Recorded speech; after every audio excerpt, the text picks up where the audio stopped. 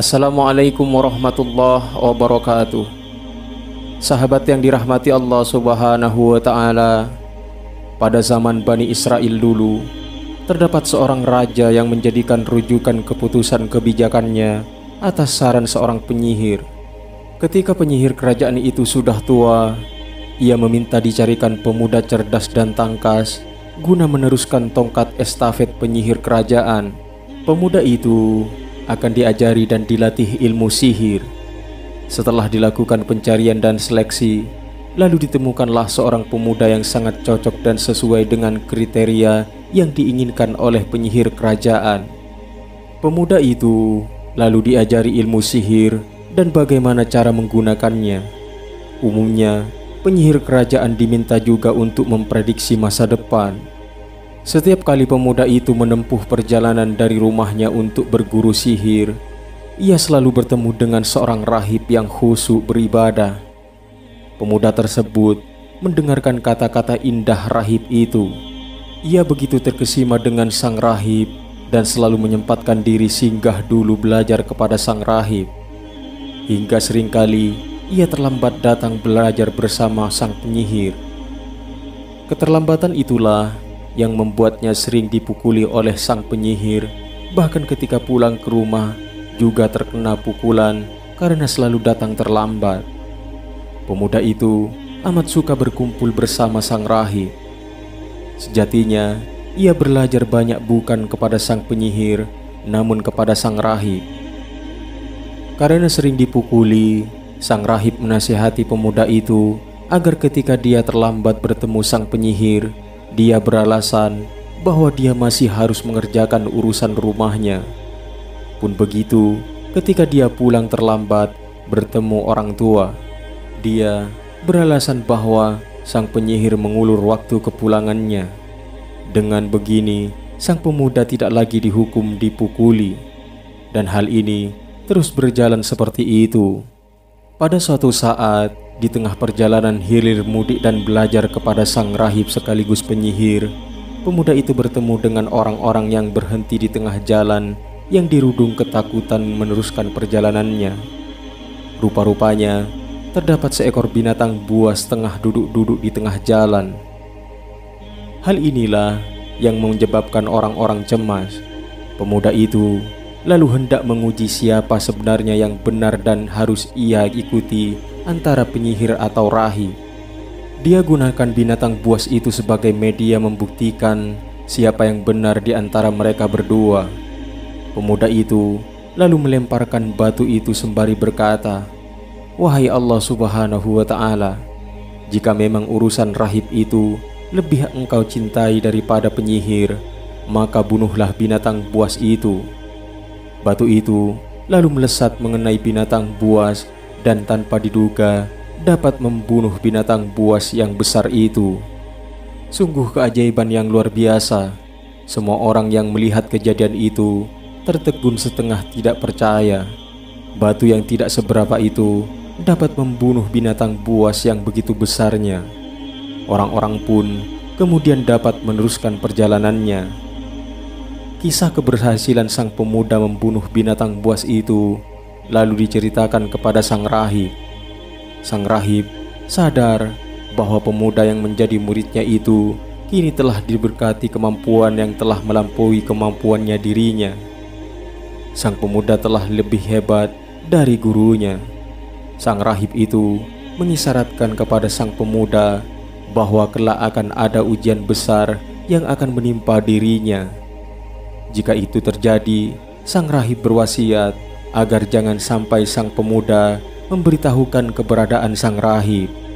Waktu pun berlalu, sang pemuda kemudian memiliki kemampuan yang luar biasa. Ia mampu menyembuhkan orang buta, menyembuhkan orang lepra, dan menyembuhkan berbagai macam penyakit yang diderita orang-orang. Kabar kehebatan pemuda itu lalu didengar oleh salah satu penasehat kerajaan. Penasehat kerajaan itu mengalami kebutaan. Ia datang membawa hadiah besar. Ia pun berkata kepada sang pemuda bahwa apabila sang pemuda berhasil menyembuhkan kebutaannya, maka hadiah besar itu menjadi milik sang pemuda. Namun sang pemuda menyeringai berkata, "Sesungguhnya yang menyembuhkan bukanlah aku, namun Allah Subhanahu wa Ta'ala. Jika kamu iman kepada Allah Subhanahu wa Ta'ala, maka Allah Subhanahu wa Ta'ala akan menyembuhkanmu." Kemudian penasehat itu masuk Islam dan diobati oleh sang pemuda hingga benar-benar sembuh. Sang penasehat itu telah benar-benar iman kepada Allah Subhanahu wa Ta'ala setelah mengalami sendiri kuasa Allah Subhanahu wa Ta'ala yang maha besar. Penasihat itu pun kemudian kembali ke istana kerajaan. Dia kembali duduk bersua bersama sang raja.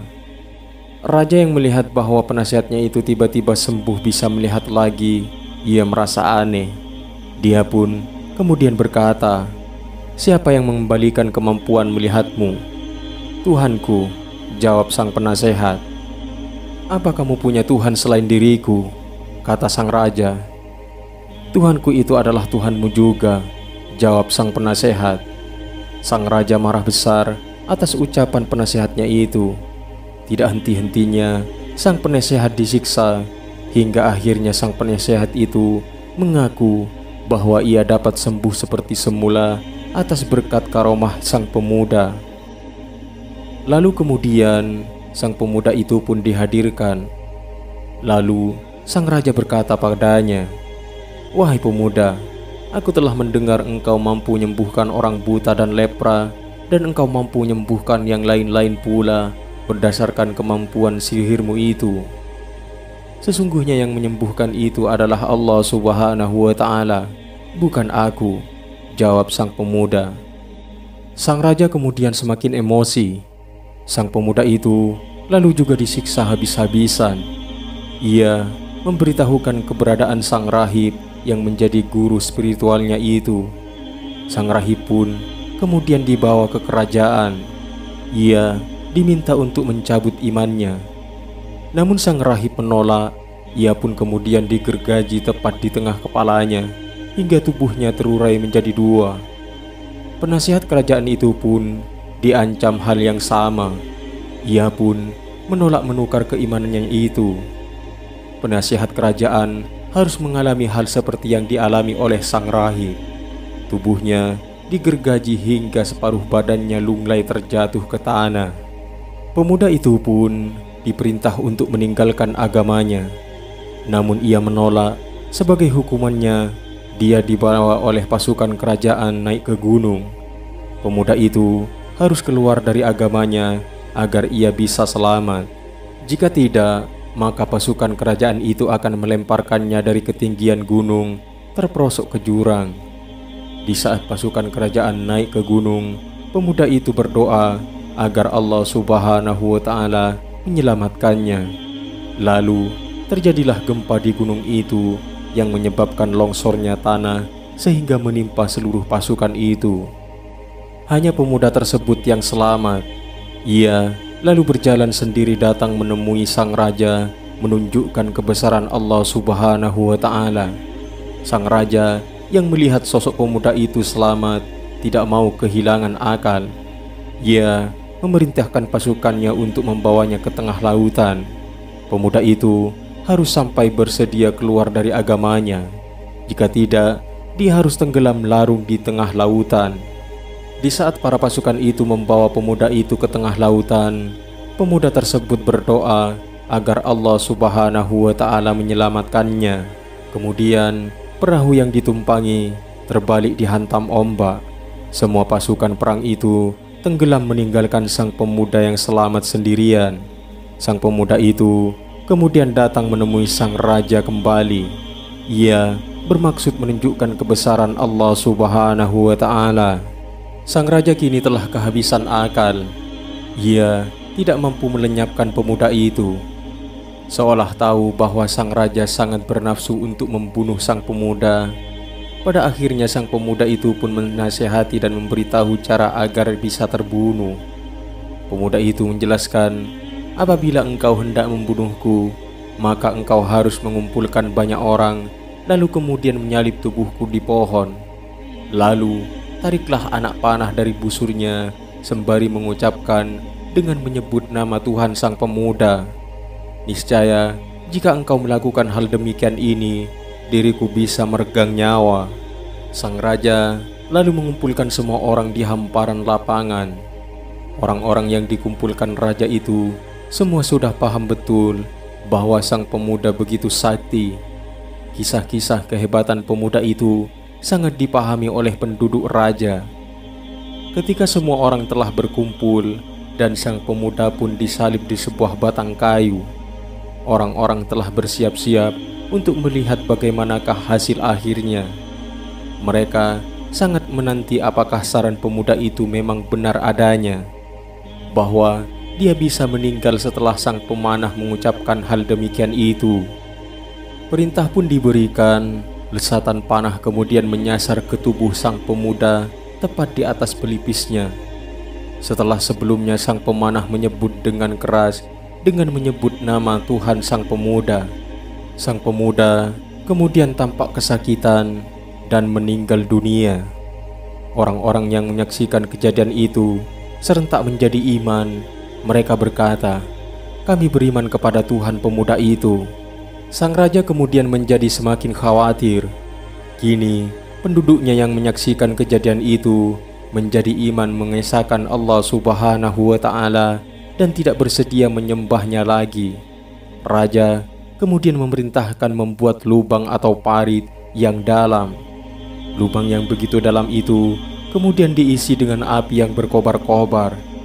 Orang-orang yang iman itu pun diancam akan dibuang ke dalam lubang api itu apabila mereka enggan meninggalkan agamanya. Semua orang satu persatu harus merasakan pahitnya memikul iman dengan tubuh terbakar api. Hingga tibalah giliran seorang ibu yang menggendong bayinya. Ibu itu hampir-hampir saja melepaskan keimanannya, memilih menyelamatkan diri. Namun bayi mungil itu tiba-tiba bisa berbicara. "Wahai ibu, bersabarlah. Sesungguhnya engkau berada dalam kebenaran." Ibu itu pun akhirnya memilih untuk menetapi imannya dan semakin percaya pada pilihannya untuk tidak meninggalkan agamanya apapun yang terjadi.